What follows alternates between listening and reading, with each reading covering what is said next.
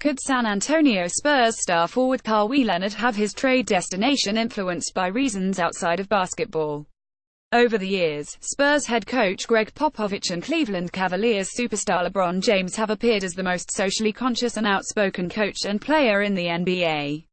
Their roles as inspirational leaders on and off the court creating a natural affinity between the two that only served to enhance their admiration of each other's talents on the hardwood. James considers Popovich to be the greatest coach of all time and one of his favorite guys ever, while Popovich would have this to say about their relationship for Cleveland.com's Chris Fedor: "When you know somebody over time, the respect grows if the relationship is real," Popovich said.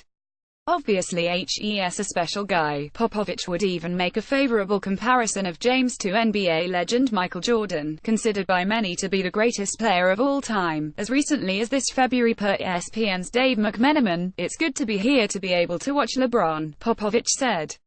"I just have to make sure that I don't just stare at him all night like I did when I first came in the league and played the Chicago Bulls.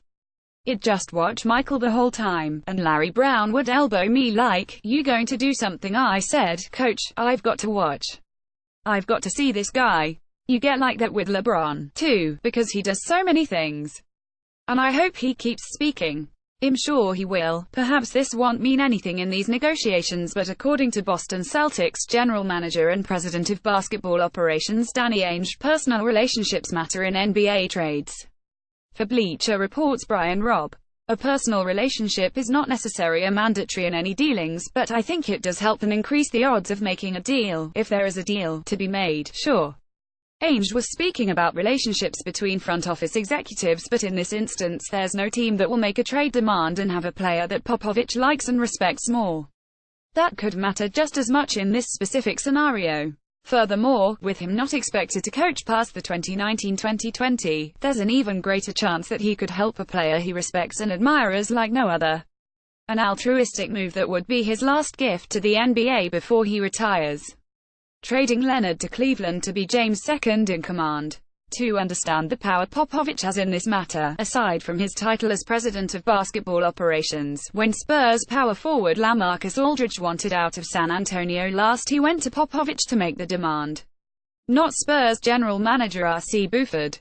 Pop. That said, when these negotiations go down, it would be in the Cavaliers' best interest to let general manager Koby Altman do the talking rather than team owner Dan Gilbert.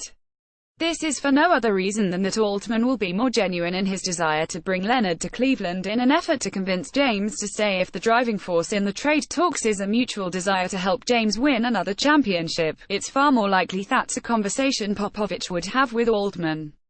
Gilbert, who is infamous for a letter he wrote in 2010 that was critical of James' character and decision to sign with the Miami Heat, has long been said to be interested in building a team without James.